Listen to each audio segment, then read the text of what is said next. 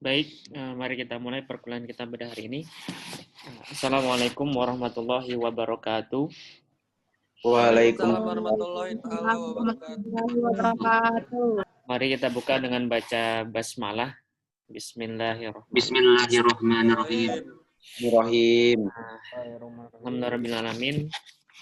Pada kesempatan hari ini kita masih berikan kesehatan untuk mengikuti kuliahan rutin kita, yaitu mata kuliah pengantar ilmu hukum, ya, yang sudah memasuki pada pertemuan yang ke-6. Ya. Minggu lalu kita sudah membahas terkait dengan ilmu hukum sebagai ilmu norma hukum. Di sana kita memahami bahwa perwujudan hukum sebagai suatu norma hukum.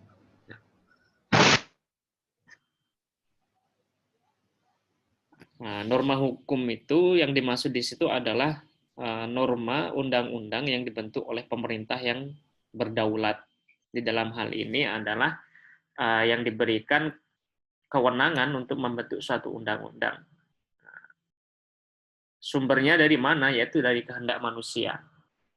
Sehingga ketika ada norma lain, ya, seperti norma kebiasaan, kemudian norma adat, norma kesusilaan, itu bisa menjadi dimasukkan di dalam norma hukum ataupun tidak, itu bergantung dari kehendak pembentuk. Nah, yaitu kewenangan dari pemerintah dalam hal ini atau DPR dalam konteks sistem di Indonesia yang berhak membentuk suatu norma hukum. Nah, hari ini kita memasuki pada materi sumber, ya, sumber-sumber hukum atau sumber dari mana suatu hukum itu dibentuk. Nah, di sini kita akan membahas lebih lanjut apa saja sumber hukum itu dan pengertian dari sumber hukum itu sendiri. Pertama, tentu kita harus memahami apa itu yang dimaksud dengan sumber hukum atau source of law, ya. Nah, di dalam pengertian umum, yang dimaksudkan dengan sumber hukum itu adalah tempat asal ditariknya suatu kaidah hukum yang bersifat umum, ya, untuk dipakai sebagai peralatan dalam menilai suatu peristiwa atau kaidah hukum yang bersifat konkret. Nah, di sini ada kata kuncinya, yaitu kaidah hukum yang bersifat umum dan kemudian untuk diterapkan pada suatu peristiwa. Jadi dengan kata lain, ya, sumber hukum itu berasal dari berbagai aspek. Kita bisa dilihat dari berbagai macam, karena bersifat umum, untuk kemudian dijadikan suatu alat untuk menilai terhadap kaidah hukum yang bersifat konkret atau peristiwa yang bersifat konkret. Sumber hukum tidak sama dengan dasar hukum atau landasan hukum. Nah, di sini harus kita pahami bahwa sumber hukum itu tidak sama atau berbeda dengan dasar hukum atau landasan hukum. Apa itu yang membedakan? Nah, kalau dasar hukum itu adalah legal basis atau legal ground, itu norma hukum yang mendasari suatu tindakan atau perbuatan hukum tertentu sehingga dapat dianggap sah atau dapat dibenarkan secara hukum. Nah, kalau kita tarik pada pengertian yang kemarin terkait dengan fungsi hukum, kan untuk menilai, untuk menjadikan sebagai suatu pedoman atau untuk menilai apakah suatu tindakan itu benar atau tidak. Nah, ini dimaksudkan dengan landasan hukum atau dasar hukum. Jadi setiap tindakan yang dilakukan itu kemudian ada dasar hukumnya, itu yang dimaksud dengan landasan hukum atau dasar hukum. Nah, itu bukan sumber hukum, berbeda. Nah, kalau sumber hukum itu suatu kaidah umum, itu bisa bersifat tertulis atau tidak ketika kita membicarakan kaidah umum, dan itu dengan artian umum itu kita dapat memahami itu bisa diambil dari segala hal. Nah, nanti kita lihat, ya, yang dimaksud dengan kaidah yang bersifat umum itu apa saja. Nah, itu yang membedakan. Kalau hanya ada tindakan tertentu yang sesuai dengan hukum, itu namanya dasar hukum, bukan sumber hukum. Nah, itu yang membedakan. Lebih lanjut, menurut Juvenbergen, ya, memberikan beberapa arti terkait dengan sumber hukum. Nah, pertama, kalau menurut Zuckerberger ini tadi landasan hukum itu masuk dalam salah satu arti dari sumber hukum atau asas hukum, sebagai asas hukum, permulaan hukum, kehendak Tuhan akan manusia. Jadi arti pertama di dalam yang dimaksud dengan sumber hukum itu menurut Zuckerberger itu adalah asas hukum, permulaan hukum. Misalnya apa? Kehendak Tuhan atau akal manusia atau kehendak manusia. Nah, kemarin kita memahami apa itu arti dari norma hukum itu, atau ciri dari norma hukum itu kan berasal dari kehendak manusia. Sehingga kehendak manusia itulah yang menentukan bagaimana hukum itu dibentuk. Nah, di sini arti pertama menurut Zuckerberger itu arti sumber hukum itu adalah sebagai asas hukum, permulaan hukum, kehendak Tuhan, akal manusia. Yang kedua, menurutnya arti sumber hukum itu menunjukkan hukum terdahulu yang memberi bahan-bahan kepada hukum yang berlaku sekarang. Jadi arti yang kedua ini lebih spesifiknya. Jadi hukum yang terbentuk lebih awal itu bisa menjadi sumber untuk berlakunya hukum yang kedepannya. Nah, di sini menurut Zuckerberger itu juga bisa dimaknai sebagai juga sumber hukum. Atau dalam arti istilah yang umum itu biasanya hukum itu memperoleh kekuatan mengikatnya itu dari suatu hukum yang sudah terbentuk sebelumnya. Yang ketiga, sebagai sumber berlakunya yang memberi kekuatan berlaku secara formal kepada peraturan hukum penguasaan masyarakat. Ya, sebagai sumber berlakunya yang memberi kekuatan berlaku secara formal kepada peraturan hukum. Nah, jadi arti yang ketiga ini memiliki suatu sebagai sumber berlakunya tindakan penguasa, tindakan masyarakat, sehingga itu dianggap sah atau tidak sah. Kalau sesuai dengan hukum itu sah, kalau tidak itu sah. Kalau tidak, ya itu tidak sah. Atau bisa dalam hal ini bisa digugat misalnya, karena tidak sesuai dengan sumber hukum yang ada. Yang selanjutnya, menurut Zuckerberger itu, sumber hukum itu sebagai sumber dari mana kita dapat mengenal hukum. Sumber dari mana kita dapat mengenal hukum itu juga dimaknai sebagai sumber hukum, misalnya dari undang-undang, dokumen. Nah, kemudian yang kelima, sebagai sumber terjadinya hukum. Nah, jadi artinya sangat luas, jadi nanti di dalam memahami ini nanti ada pembagian sumber hukum. Ada yang bersifat material dan ada yang sifat formil. Nah, kalau mengambil dari beberapa definisi yang didefinisikan oleh Zuckerberger ini yang dibagi menjadi 5 kegunaan, 5 pengertian dari sumber hukum ini sangat global. Ada yang bersifat tataran substantif, yang itu bisa diambil dari suatu yang tertulis atau tidak tertulis. Sedangkan selanjutnya hanya diambil dari suatu yang nyata bentuknya, berupa undang-undang, dokumen. Nah, yang pertama kan pengertian sebagai asas hukum tadi bersumber dari kehendak Tuhan dan sebagainya, kan tidak bukan bersifat konkret, dia bersifat abstrak. Kehendak Tuhan, kehendak manusia itu kan tidak bisa dilihat secara kasat mata. Nah, di situ.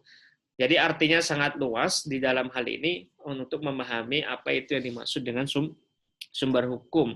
Nah, lebih lanjut, untuk memudahkan itu, maka sumber hukum itu dibagi menjadi 2. Ada sumber hukum material dan ada sumber hukum formil. Nah, di sini kita akan melihat kegunaan masing-masing, atau untuk memberikan memudahkan kita bagaimana apa yang dimaksud, apa saja yang termasuk di dalam sumber hukum yang bersifat material dan apa saja yang termasuk di dalam sumber hukum yang bersifat formil. Sumber hukum dalam arti material. Nah, jadi ada 2 pembagiannya sumber hukum itu. Ada yang bersifat material dan ada yang bersifat formil. Sumber hukum bersifat material itu adalah tempat dari mana norma itu berasal, baik yang berbentuk tertulis maupun tidak tertulis.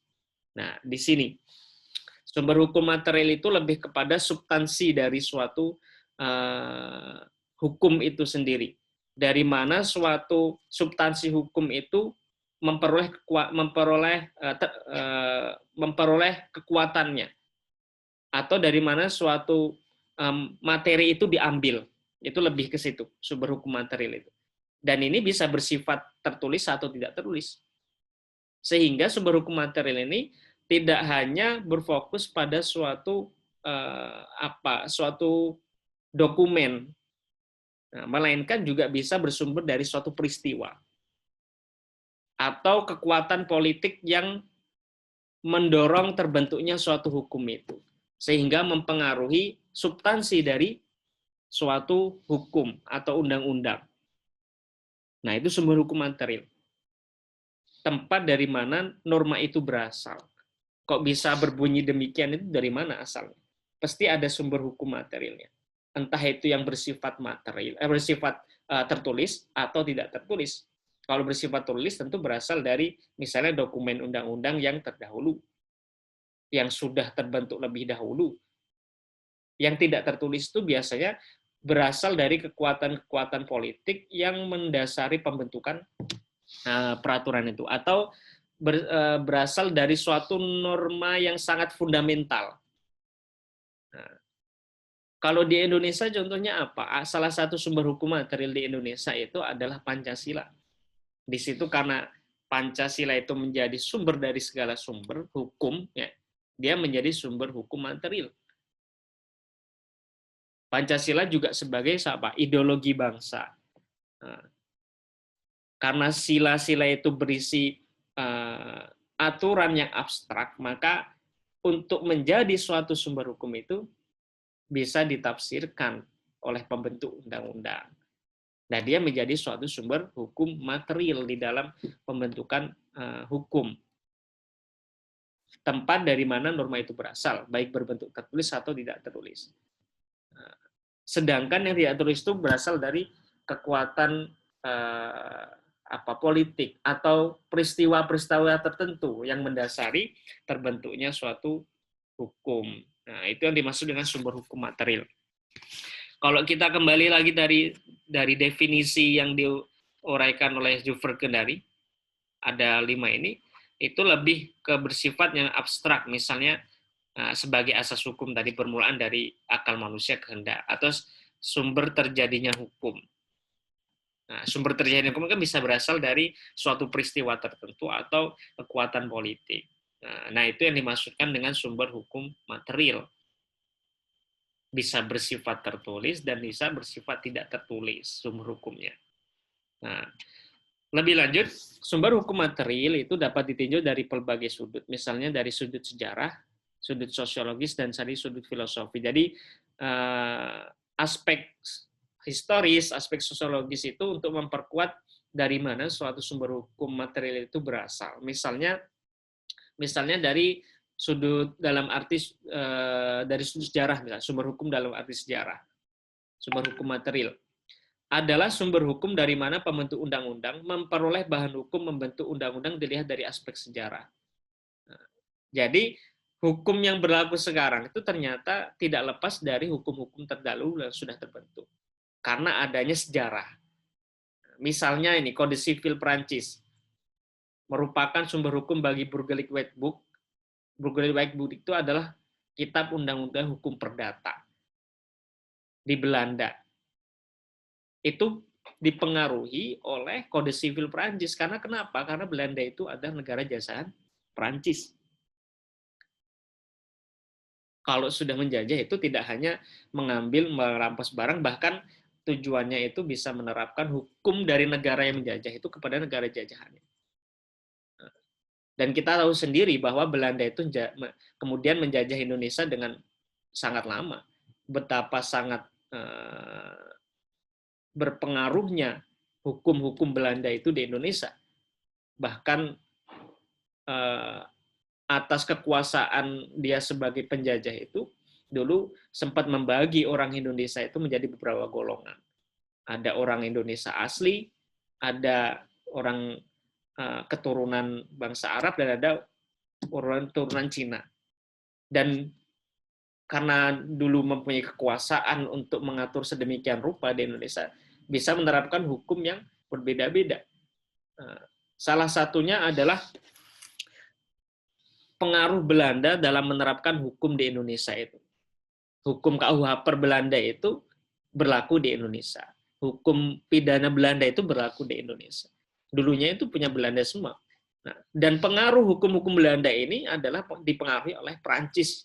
Karena Prancis negara yang paling awal menjajah Belanda. Kemudian Belanda menjajah Indonesia. Nah, itu aspek sejarah. Sehingga substansi hukum, materi hukum-hukum yang ada di KUH per KUH pidana itu ya murni pengaruh dari sejarah itu. Nah, itu yang dimaksudkan sumber hukum material itu tadi bisa dilihat dari aspek tertulis ataupun tidak tertulis. Nah, ini aspek tidak tertulisnya itu berasal dari sejarah yang ada. Ya. Hal ini karena Prancis pernah menduduki Belanda, ya, membentuk Burgerlijk-Wetboek, ya. Ya, dalam bahasa Indonesianya itu adalah Kitab Undang-Undang Hukum Perdata. Banyak bahan yang diambil dari Kode Sivil Prancis, undang-undang tertulisnya Prancis, Kode Sivil itu. Demikian pula KUH per Belanda, ya.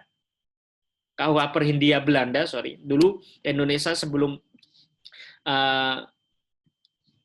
merdeka itu namanya Hindia Belanda, gitu. Bersumber dari KUH per Belanda. Ya, kitab undang-undang kita itu sangat dipengaruhi oleh hukum Belanda, khususnya kitab undang-undang hukum perdata dan yang berkaitan dengan perjanjian dan sebagainya. Kemudian yang paling berpengaruh adalah kitab undang-undang hukum pidana kita.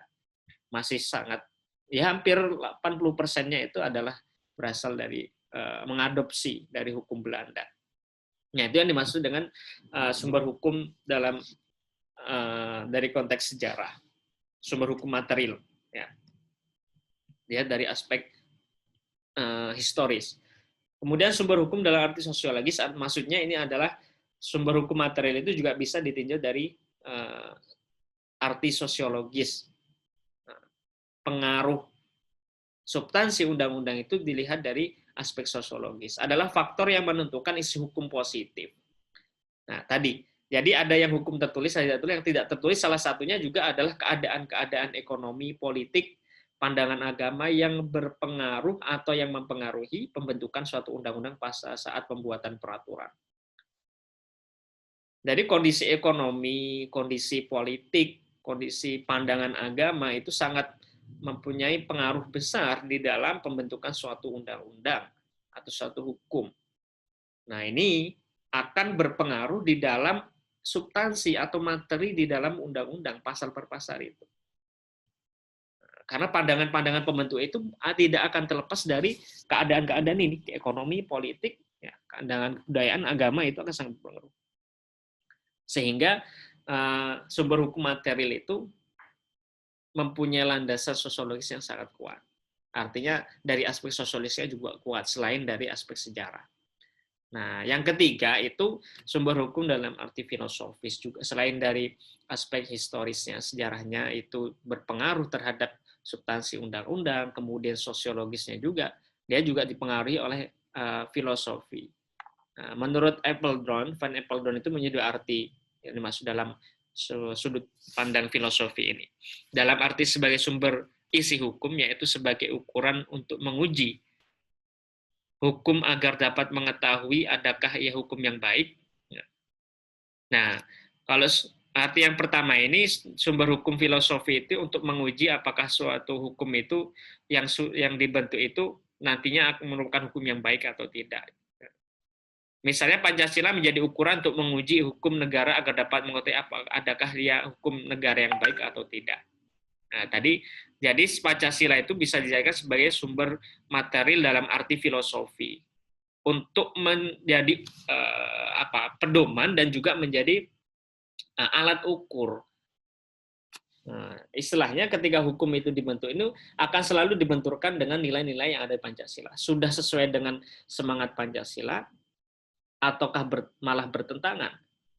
Nah, kemudian ketika hukum itu akan diberlakukan, Pancasila itu juga bisa dijadikan sebagai suatu alat ukur untuk menilai. Ternyata aturan-aturan dalamnya, materi substansi dalamnya itu masih jauh dari semangat-semangat yang ada di dalam sila-sila Pancasila. Sila ketuhanan, kemudian kemanusiaan, keadilan, musyawarah, Nah, itu harus menjadi patokan untuk menentukan substansi atau materi dari suatu undang-undang. Nah, itu yang dimaksud dengan dalam arti filosofi.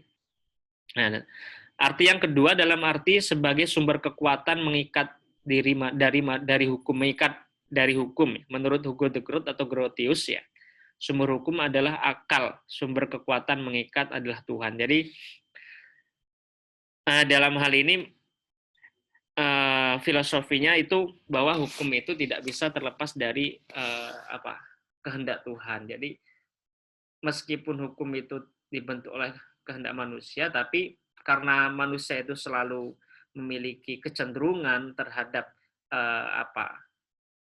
sisi ketuhanannya, maka hukum-hukum itu selalu hendaknya mencerminkan kehendak Tuhan.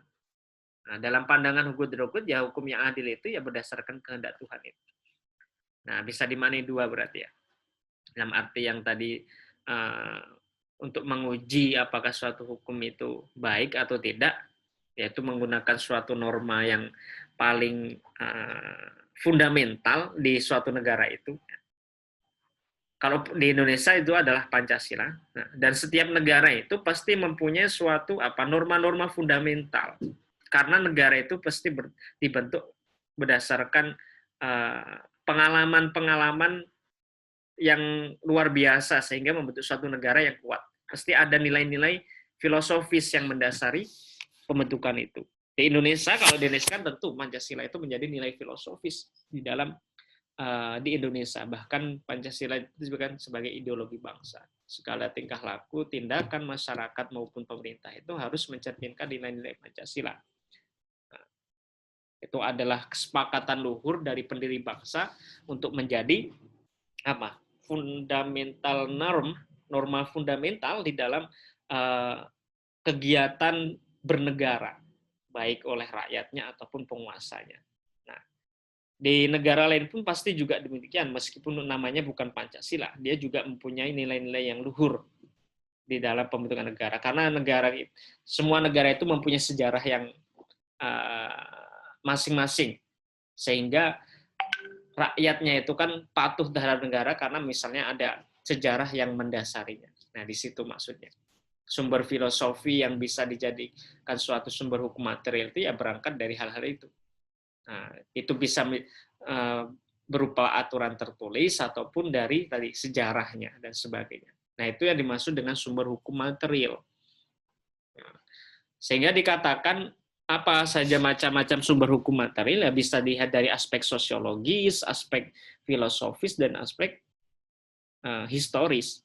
Kalau historis ya berangkat dari tadi dijelaskan sejarah terbentuknya negara ini tidak lepas dari penjajahan luar negara dan sebagainya. Nah, Indonesia sangat kental dengan hal itu. Nah, sehingga hukum-hukum di Indonesia dilihat dari sumber hukum material yang dilihat dalam konteks sejarah ya sangat kental kaitannya dengan Belanda, dengan Perancis.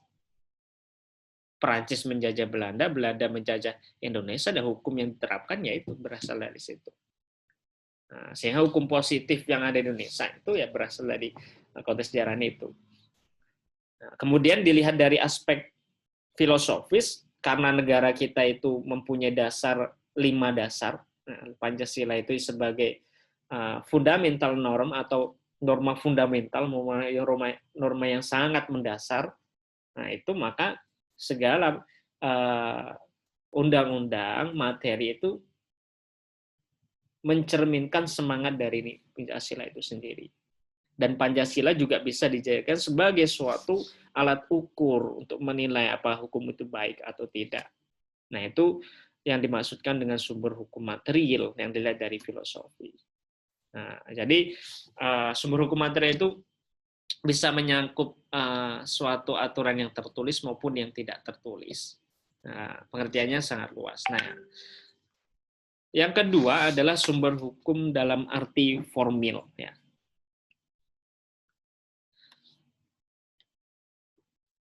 Apa itu yang dimaksudkan dengan sumber hukum formil atau dalam arti formil ya? Adalah format atau wujud ya, dari mana kita dapat melihat isi hukum yang berlaku atau dari mana hukum tersebut memperoleh kekuatan berlakunya. Jadi sumber hukum formil itu biasanya untuk melihat suatu hukum itu memperoleh kekuatan berlakunya.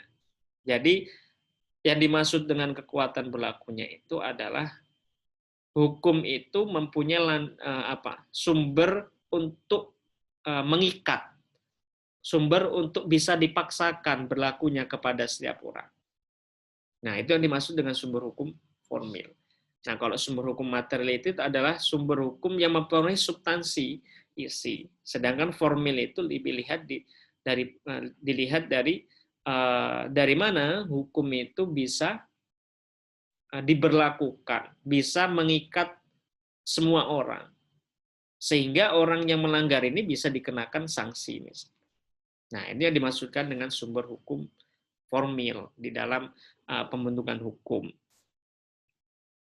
Nah, adapun sumber-sumber hukum formil di sini ada beberapa, setidaknya ada 6. Pertama, misalnya ada undang-undang, kedua kebiasaan, ketiga traktat, kemudian jurisprudensi, yang kelima pendapat ahli hukum atau doktrin, kemudian ada perjanjian.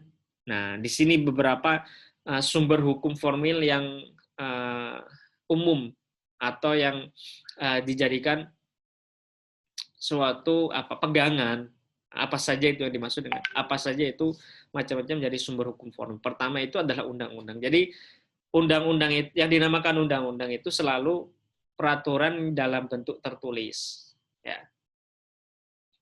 Nah, berupa dokumen. Jadi undang-undang ini bisa menjadi suatu dasar hukum itu memperoleh kekuatan berlakunya.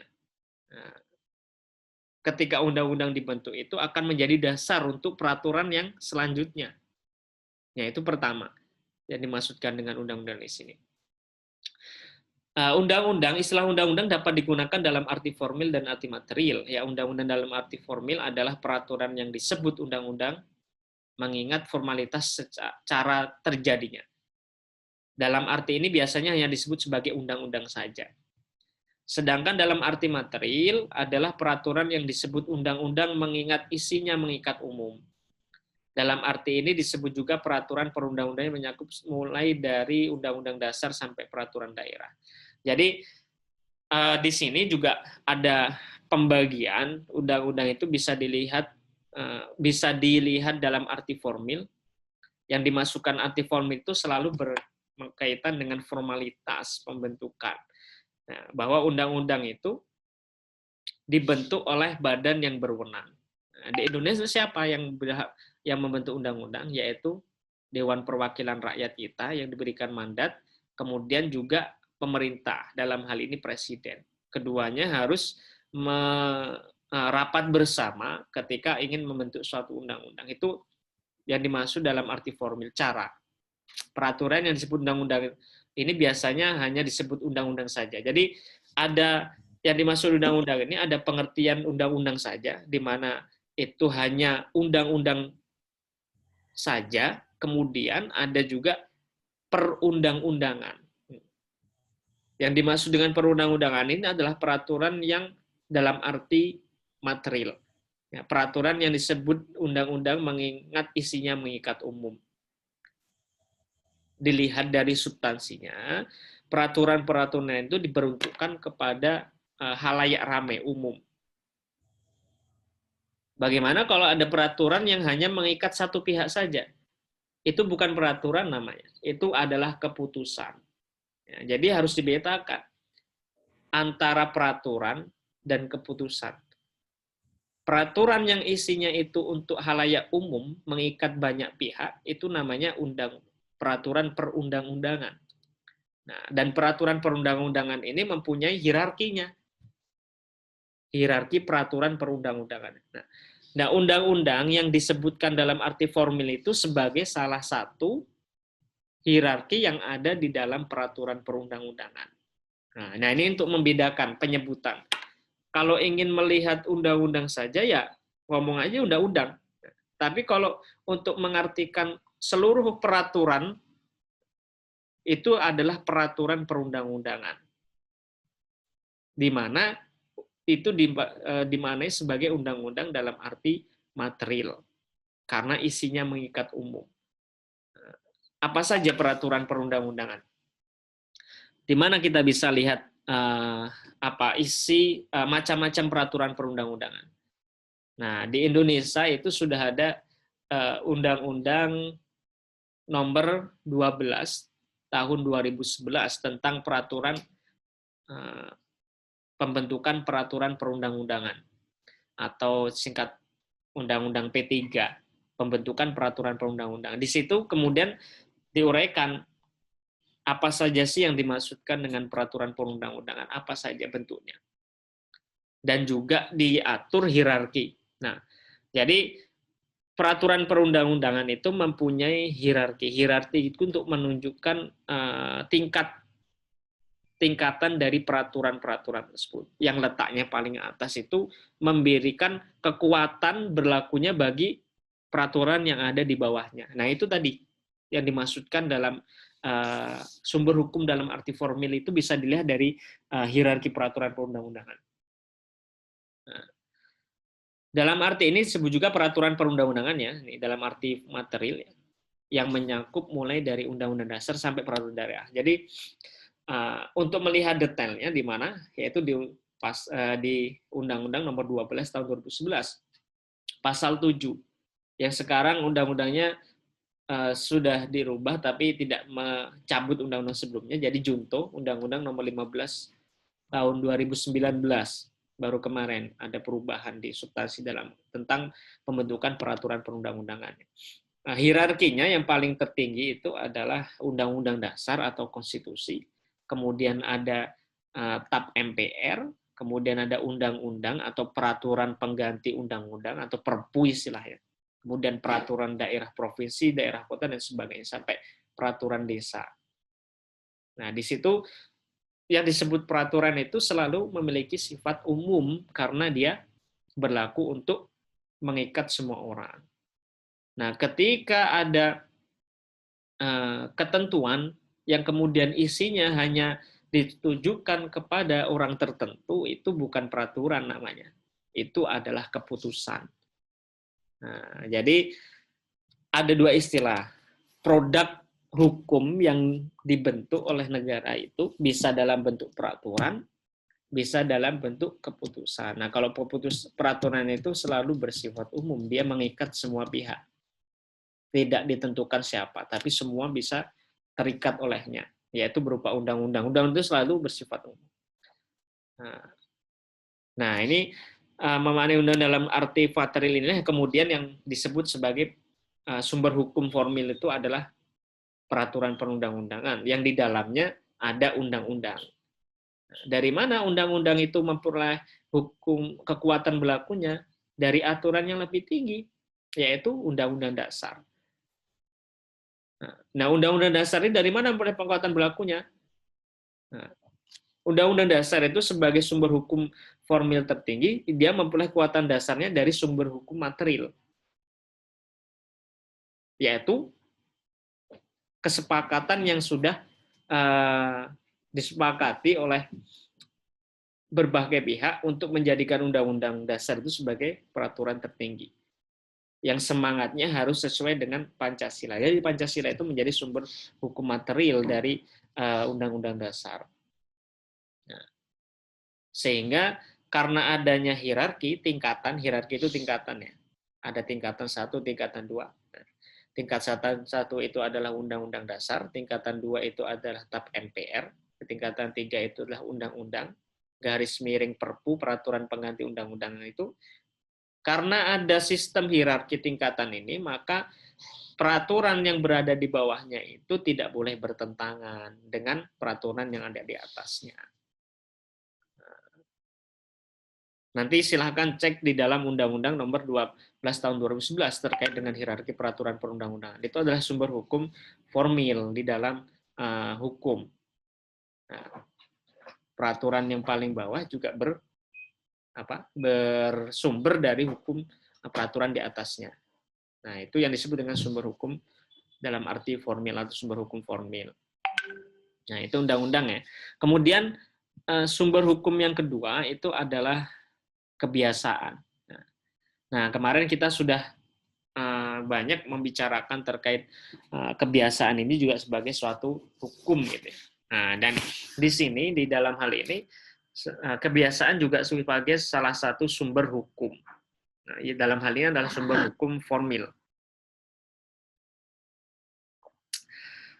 Terdapat beberapa sejarah membicarakan terkait dengan sumber hukum kebiasaan ini sebagai suatu sumber hukum. Pada era tahun abad ke-17-an dulu, tepatnya 1748 ya, di mana ada seorang ahli hukum namanya Montesquieu itu di Eropa itu melahirkan suatu paham yang disebut paham legisme. Paham ini menjadikan peraturan tertulis itu sebagai peraturan sumber satu-satunya. Paham legisme itu adalah undang-undang merupakan satu-satunya sumber hukum. Nah, pemikiran Montesquieu lah kemudian menjadi sangat berpengaruh pada saat itu. Sehingga karena adanya pandangan Montesquieu yang sangat positifis dalam istilah bahasa hukumnya itu, maka pada saat itu kebiasaan itu diabaikan. Kebiasaan sebagai sumber hukum itu diabaikan pada saat itu karena adanya pengaruh pandangan Montesquieu dengan pahamnya legisme.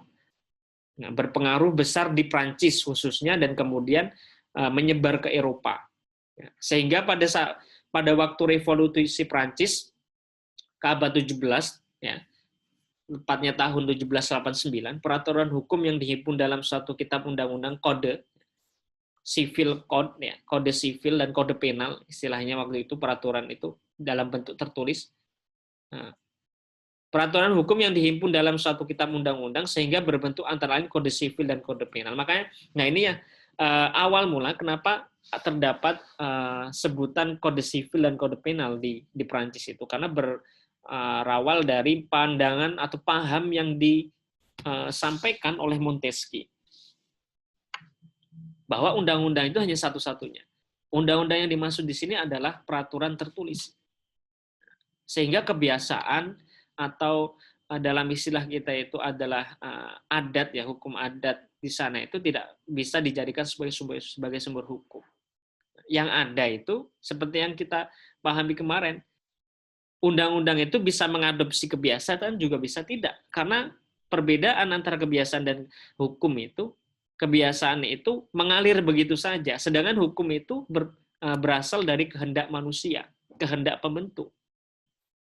Kalau pembentuknya ingin memasukkan kebiasaan sebagai sumber hukum, dimasukkan di dalam undang-undang tertulis dulu. Kalau tidak dimasukkan berarti ya tidak menjadi suatu sumber hukum yang mengikat. Hukum-hukum yang dibentuk tidak perlu mendasarkan dari kebiasaan yang ada di dalam negara tersebut. Nah, karena kuatnya pengaruh pandangan Montesquieu ini dengan paham legismenya itu, maka undang-undang pada saat itu tidak pernah mempertimbangkan dari kebiasaan-kebiasaan yang ada di dalam negara tersebut. Dia hanya bersumber dari aturan-aturan tertulis. Semua itu harus tertulis, dibukukan, didokumenkan, maka dibentuk kode sivil dan kode penal. Dengan adanya pengaruh kuat dari legisme, itu paham legisme, dan sistem kodifikasi, maka di Eropa Barat pada awal ke-19, kebiasaan pada dasarnya tidak diterima sebagai salah satu sumber hukum, kecuali apabila undang-undang secara tegas memperbolehkannya. Yang saya bicarakan tadi. Karena undang-undang tadi, norma hukum itu berakar dari kehendak manusia. Ketika manusia, pembentuk itu ingin memasukkan aspek lain, itu harus dituangkan dulu dalam bentuk peraturan tertulis. Ketika kehendak manusia memasukkan kebiasaan itu menjadi sumber hukum, ya berarti kebiasaan menjadi sumber hukum. Ketika tidak, ya tidak mengikat. Nah, di sini perbedaan. Nah, lebih lanjut,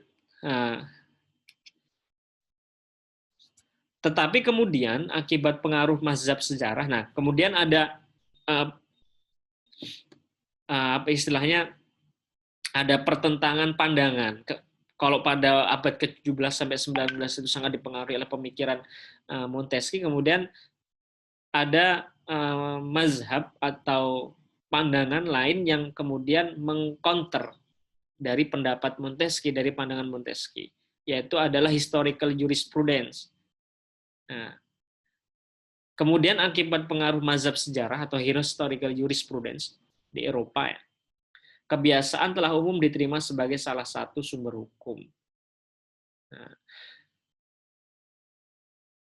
mazhab sejarah ini maksudnya adalah itu hukum itu pada dasarnya itu tidak dibentuk. Paham dari historical jurisprudence ini mengatakan bahwa hukum itu pada dasarnya tidak dibentuk. Hukum itu sudah ada. Undang-undang itu hanya untuk melegitimasi hukum-hukum yang sudah ada, yaitu kebiasaan-kebiasaan itu. Sehingga karena pengaruh kuat dari pandangan ini, segala hukum itu harus mempertimbangkan kebiasaan yang sudah ada. Karena kebiasaan itu akan membentuk hukum. Dalam bahasa kaidah fikihnya, dalam hukum Islam itu al-adah muhakkamah. Al-adah muhakkamah, hukum itu membentuk, kebiasaan itu akan membentuk hukum. Suatu yang dilakukan secara ajak itu artinya sering, ya, berlangsung sangat lama, dipatuhi, meskipun itu tidak tertulis, akan terus dipatuhi, karena itu sudah menjadi hukum oleh mereka. Dan ini di Indonesia sangat, kalau di Indonesia sangat kental. Biasanya ini adalah dari hukum adat, ya, kebiasaan mereka yang berakar dari nenek moyang mereka selalu dianggap sakral sehingga harus dipatuhi. Nah, di Indonesia dipertegas, kalau di Indonesia sendiri di dalam penerapan kebiasaan sebagai sumber hukum itu kemudian dituangkan di dalam undang-undang tentang kekuasaan hakim. Misalnya ini, di Indonesia dipertegas di dalam penjelasan pasal 14 ayat 1 Undang-Undang Nomor 2 Tahun 2004 tentang kekuasaan kehakiman. Hakim sebagai organ pengadilan dianggap memahami hukum. Pencari keadilan datang kepadanya untuk memohon keadilan. Andaikan ia tidak menemukan hukum tertulis, ia wajib menggali hukum tidak tertulis untuk memutus perkara hukum, untuk memutus berdasarkan hukum sebagai seorang yang bijaksana. Sebagai seorang yang bijaksana dan bertanggung jawab, penuh kepada Tuhan Yang Maha Esa, diri sendiri, masyarakat, bangsa, dan negara. Nah, penjelasan pasal 14 ini memperkuat bahwa hakim sebagai pembuat pemutus perkara, nah, ya, hakim juga sebagai orang yang bisa membentuk hukum juga. Dia harus mempertimbangkan tidak hanya dari peraturan yang tertulis saja, melainkan dia bisa menggali peraturan tidak tertulis untuk kemudian memberikan vonis kepada untuk memvonis kasus tertentu sehingga bisa dipertanggungjawabkan dia kepada Tuhan Yang Maha Esa, diri sendiri, masyarakat. Sehingga yang diputuskan itu memiliki nilai keadilan yang lebih substantif, dapat diterima oleh semua pihak. Jadi melalui konteks ini hakim itu bukan namanya dalam istilah trennya itu bukan corong undang-undang. Dia bukan hanya corong undang-undang. Seperti yang disampaikan oleh Montesquieu tadi, dengan paham legisnya bahwa hukum itu ya undang-undang, sehingga hakim pun harus menjadi corong undang-undang. Kalau undang-undang mengatakan A ya harus A dan sebagainya. Tidak boleh menggali nilai-nilai atau norma lain di luar itu. Nah, di sini di dalam konteks ini padahal ada lain seperti kebiasaan yang ada. Yang menentang paham legisme itu ada historical jurisprudence tadi. Karena menurut paham ini hukum itu sejatinya tidak dibentuk, dia sudah ada. Undang-undang yang dibentuk oleh penguasa atau pemerintah yang berdaulat itu hanya untuk mengakui kebiasaan-kebiasaan yang sudah ada, bukan mengabaikannya. Jadi sangat kental sekali. Syarat untuk terbentuknya hukum kebiasaan di sini ada beberapa syarat. Pertama, syarat material. berupa pemakaian tetap. Jadi tetap artinya itu konsisten tadi. Kebiasaan itu selalu dipatuhi ajak, tidak pernah tidak dipatuhi oleh orang-orang di situ, di negara tersebut. Kemudian keyakinan tentang adanya kewajiban hukum. Adanya keyakinan tersebut yang kemudian menjadi syarat psikologis, opinion injustice. Nah, di sini maka dalam hal ini kebiasaan itu juga sampai sekarang itu juga sebagai salah satu sumber hukum formil. Yang selanjutnya ada traktat. Apa itu traktat? Dalam bahasa Inggris kita mengenal istilah treaty atau konvensi. Convention adalah perjanjian antar negara. Jadi traktat itu adalah perjanjian antar negara. Hal ini tentu menjadi sumber hukum internasional, tetapi apakah juga traktat langsung mengikat warga negara dari negara pembuat atau peserta? Jadi karena negara-negara ini sudah banyak yang berdaulat, sudah banyak yang merdeka, jadi mereka untuk meningkatkan kesejahteraan bisa kesejahteraan rakyatnya, kemudian untuk mempertahankan eksistensi negaranya itu akan menjalin kerjasama dengan negara lain dengan banyak bentuk. Bentuknya banyak. Ada dalam bentuk kerjasama ekonomi, kerjasama kemudian politik dan sebagainya, banyak. Nah, ini juga menjadi suatu sumber hukum. Pertanyaannya, apakah dia langsung bisa mengikat warga negara, perjanjian internasional itu? Nah, dalam praktik dikenal dua prosedur pembuatan. Ya. Di dalam hal ini dikenal dua prosedur pembuatan traktat. Pertama, pembentukan melalui 3 tahap, yaitu perundingan, penandatangan, dan ratifikasi. Prosedur ini biasanya dilakukan untuk hal-hal yang dianggap penting sehingga memerlukan persetujuan dari badan-badan tertentu dalam suatu negara. Jadi, traktat atau perjanjian antar negara itu pertama bisa melalui prosedur yang pertama dengan 3 tahap. Pertama, perundingan antar negara yang ingin melakukan perjanjian, kemudian penandatanganan, dan kemudian ratifikasi. Kata kuncinya itu adalah ratifikasi. Ketika perjanjian itu yang dituangkan dalam bentuk dokumen, kemudian disepakati, kemudian diratifikasi oleh negara yang ingin menerapkan perjanjian itu kepada negaranya, maka itu menjadi mengikat warga negara. Ratifikasi inilah yang kemudian melahirkan suatu undang-undang yang berasal dari suatu perjanjian internasional. Contohnya di Indonesia itu sudah banyak. Salah satunya adalah mengenai perjanjian terkait dengan hak sosial politik, ECOSOC, ekonomi sosial politik. Nah, itu awalnya adalah perjanjian di dalam negara-negara yang tergabung di dalam Perserikatan Bangsa-Bangsa. Karena isinya itu substansial, yaitu menyangkut hak asasi yang berkaitan dengan hak politik, sosial, dan budaya, maka Indonesia memiliki kepentingan untuk meratifikasi itu. Ketika sudah diratifikasi, perjanjiannya ini dibentuk, disahkan melalui suatu undang-undang. Karena sudah menjadi undang-undang inilah, kemudian perjanjian itu menjadi mengikat semua pihak.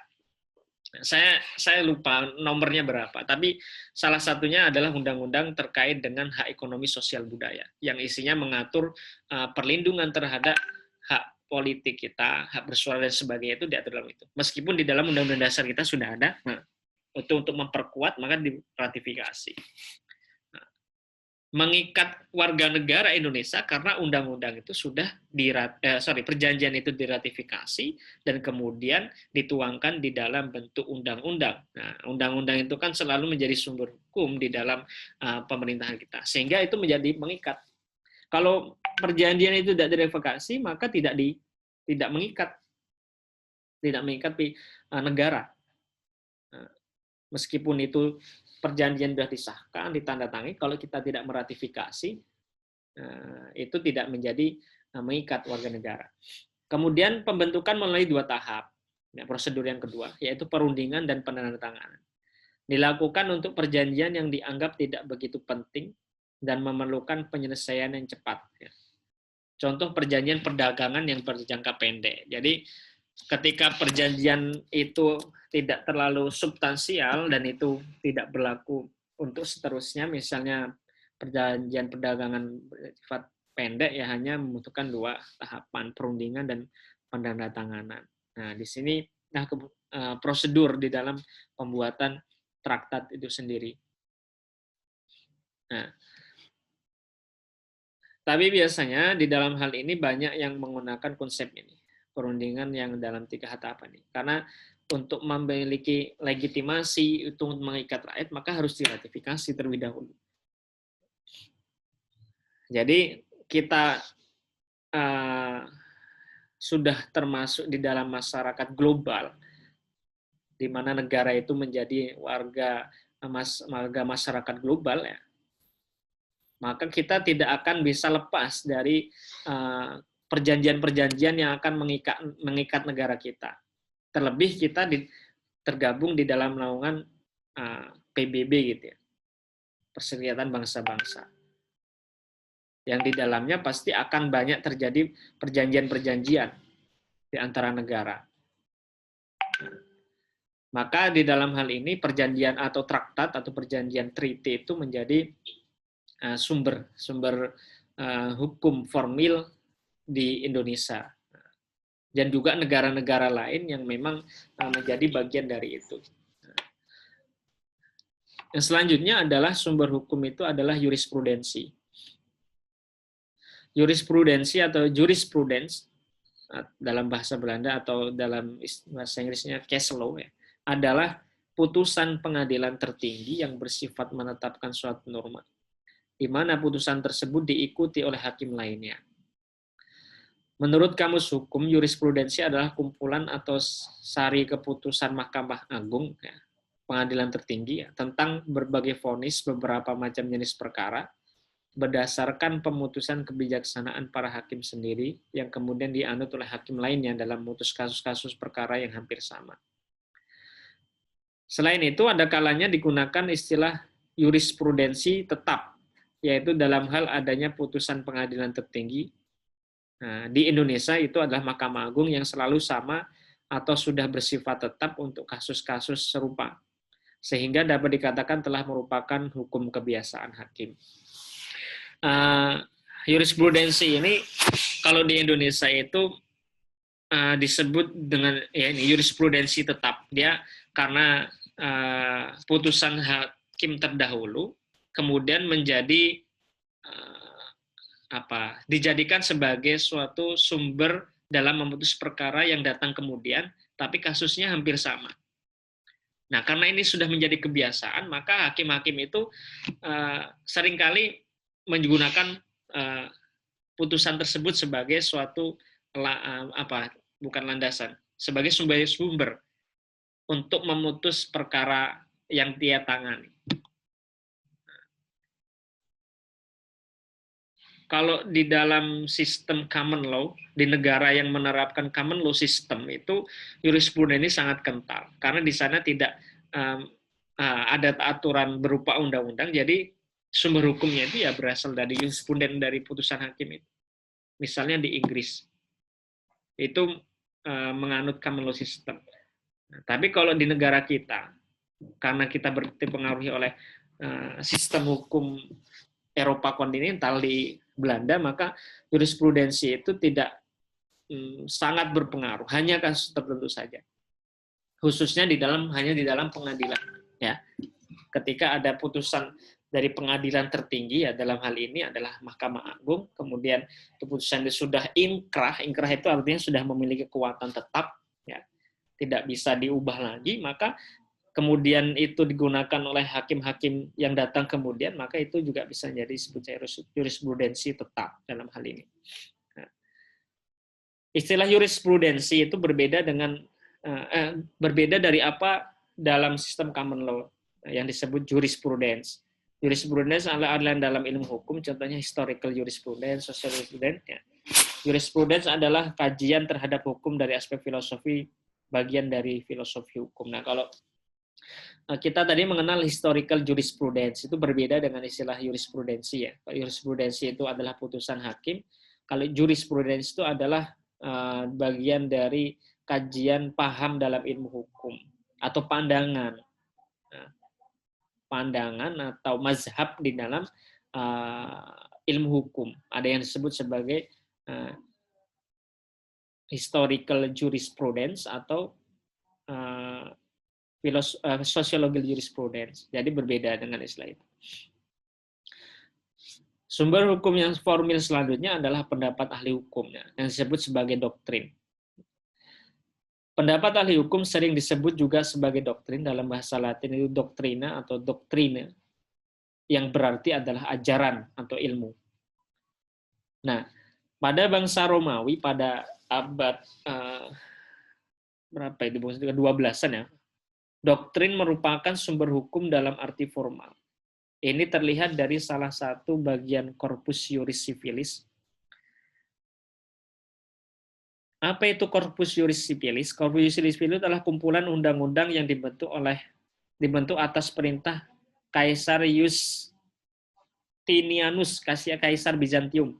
Justinianus I, Kaisar Bizantium, terdiri dari 4 bagian. Jadi pada zaman Romawi itu sumber doktrin atau pendapat ahli hukum itu sudah mendapatkan tempat sebagai sumber hukum. Karena di dalam Corpus Juris Civilis itu aturan perundang-undangan yang dijadikan sebagai dasar pada waktu pemerintahan Romawi itu yang dipimpin oleh Justinianus, Kaisar Bizantium itu, pendapat ahli hukum itu termasuk di dalam salah satu bab di dalam Corpus Juris Civilis atau kitab undang-undangnya lah istilahnya yang dalam bentuk tulis. Itu terdiri dari Codex Justinianus ya. Kitab itu terdiri dari Codex Justinianus, Digesta, Institutiones dan Novellae. Nah, Digesta ini yang dimaksudkan dengan pendapat ahli hukum. Ya. Digeste atau Pandikte merupakan himpunan tulisan-tulisan perorangan pada para ahli hukum. Dengan dimaksudnya sebagai salah satu bagian dari Corpus Juris itu, maka tulisan perorangan atau pendapat ahli hukum itu memiliki kekuatan mengikat sebagai undang-undang, sehingga dijadikan sebagai salah satu dasar. Pandangan yang dimaksud ahli hukum itu misalnya ya tadi, pandangan dari Montesquieu yang disebut asas paham legisme itu kan sangat berpengaruh dalam pembentukan undang-undang. Nah, sehingga pendapat ahli hukum itu bisa menjadi suatu sumber hukum meskipun dalam praktiknya ya tidak terlalu mengikat. Di Indonesia sendiri pendapat ahli hukum itu bisa digunakan juga bisa tidak. Kadang pendapat ahli hukum itu hanya digunakan ketika dia sebagai ahli misalnya dalam pengadilan, atau yang lebih umum, yang lebih kita dapat pahami yang dimaksud dengan pendapat ahli hukum itu misalnya di Indonesia pendapat terkait dengan hukum progresifnya Sabjito Raharjo itu juga memiliki pengaruh di dalam pembentukan perundang-undangan. Ya, lebih tepatnya demikian, karena ahli hukum itu adalah berasal dari ahli yang cendekiawan gitu ya, yang dia bergelut di dalam bidang hukum, melakukan penelitian selama bertahun-tahun, kemudian mencermati perkembangan hukum, kemudian membuat suatu pendapat, pandangan atau doktrin atas penglihatan dia sebagai seorang ilmuwan, kemudian melahirkan suatu pandangan hukum. Nah, kalau pandangan hukum kemudian ini sering dikutip, sering digunakan oleh banyak orang, maka itu bisa jadi suatu doktrin. Nah, di Indonesia misalnya salah satunya adalah pandangan hukum Sabjito Raharjo mengenai konsep hukum progresifnya itu. Ini sangat berpengaruh. Ya. Dan lainnya bisa juga, misalnya kemarin kita memahami terkait dengan hukum sebagai rekayasa sosial pembangunan. Nah, itu juga sebagai pandangan ahli hukum.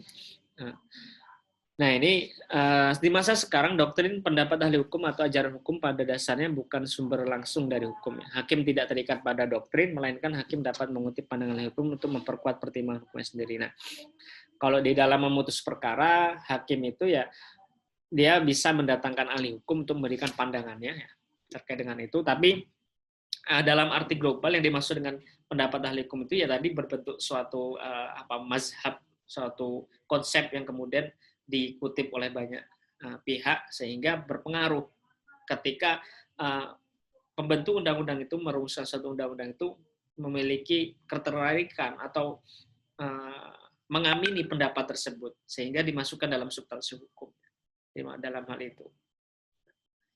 Dan yang terakhir adalah sumber hukum formil itu adalah perjanjian. Dalam pasal 1338 ayat 1 KUHP ditentukan bahwa semua perjanjian yang dibuat secara sah mengikat sebagai undang-undang bagi para pihak yang buatnya. Jadi atau dalam dikenal dengan asas pacta sunt servanda ya di dalam istilah hukum perikatan itu. Bahwa perjanjian itu mengikat pihak yang membuatnya. Kata semua menunjukkan bahwa dalam hukum perjanjian dianut sistem terbuka, yaitu orang boleh membuat perjanjian apa saja asalkan memenuhi syarat sahnya, sebagaimana yang diatur dalam pasal 1320. Perjanjian antara dua pihak pertama-tama merupakan sumber hukum bagi mereka yang membuatnya. Jadi dia mengikat yang membuat perjanjian itu. Yang dimaksudkan perjanjian di sini bukan perjanjian dalam arti traktat tadi ya. Nah, perjanjian di sini hanya yang dimasukkan dan dibentuk oleh perorangan, oleh badan, bukan antar negara. Badan atau perorangan. Ketika dibentuk, dia mengikat pihak antara dua pihak yang buatnya. Rumusan pasal 1338 ayat 1 KUHP menyatakan bahwa mengikat sebagai undang-undang bagi pihak yang membuatnya. Jadi hanya mengikat para pihak yang membuatnya. Selanjutnya, apabila perjanjian semacam itu sering dibuat, maka dapat dibentuk hukum kebiasaan mengenai bentuk perjanjian sedemikian. Jadi, memang dalam konteks ini, perjanjian itu adalah mengikat bagi pihak yang membuatnya saja. Tapi ketika itu sudah menjadi kebiasaan, perjanjian itu sering dijadikan sebagai suatu dasar, maka bisa menjadi mengikat banyak pihak, karena dijadikan sebagai suatu dasar dalam pembentukan perjanjian selanjutnya. Nah, itulah beberapa sumber hukum dalam memahami beberapa sumber hukum. Jadi bisa dibagi di dalam dua bagian, ya, sumber hukum material dan sumber hukum formil. Kalau sumber hukum material itu adalah mempengaruhi substansi di dalam undang-undang itu. Nah, kalau sumber hukum formil itu lebih dikatakan sebagai di mana suatu hukum itu memperoleh kekuatan mengikatnya. Nah, disitulah kemudian terdapat beberapa pembagian sumber-sumber hukum material, sumber hukum formil. Ada undang-undang, kemudian ada traktat, kebiasaan, jurisprudensi, kemudian ada perjanjian. Nah, mungkin itu saja materi dari saya untuk pertemuan hari ini terkait dengan sumber-sumber hukum. Jika ada pertanyaan, saya persilahkan.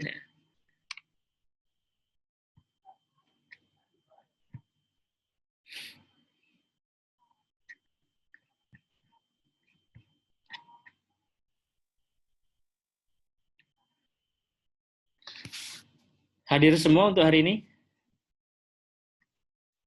Hadir Pak, hadir. Hadir Pak, hadir. Masuk semua.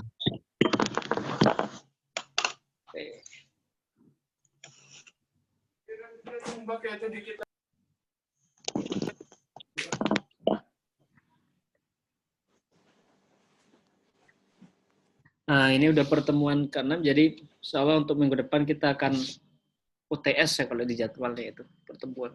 Tapi nanti saya infokan untuk selanjutnya.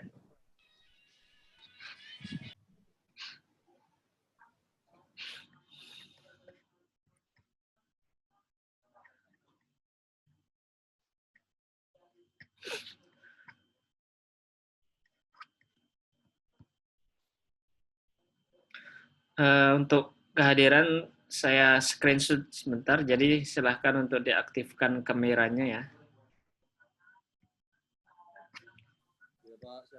Sabar Pak, sabar Pak. Ganti nama dulu Pak. Sabar Pak.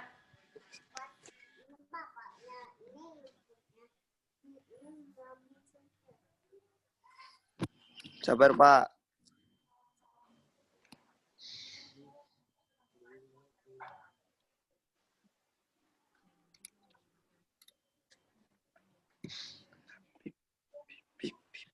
Satu, dua, tiga. Oke, sudah. Kasih Pak. Oke, jika tidak ada yang tanggapan atau pertanyaan, mari kita tutup dengan baca hamdalah. Alhamdulillah. Alamin. Dengan baca hamdalah. Alhamdulillah. Saya akhiri. Assalamualaikum warahmatullahi wabarakatuh. Waalaikumsalam warahmatullahi wabarakatuh. Waalaikumsalam warahmatullahi wabarakatuh. Di mana?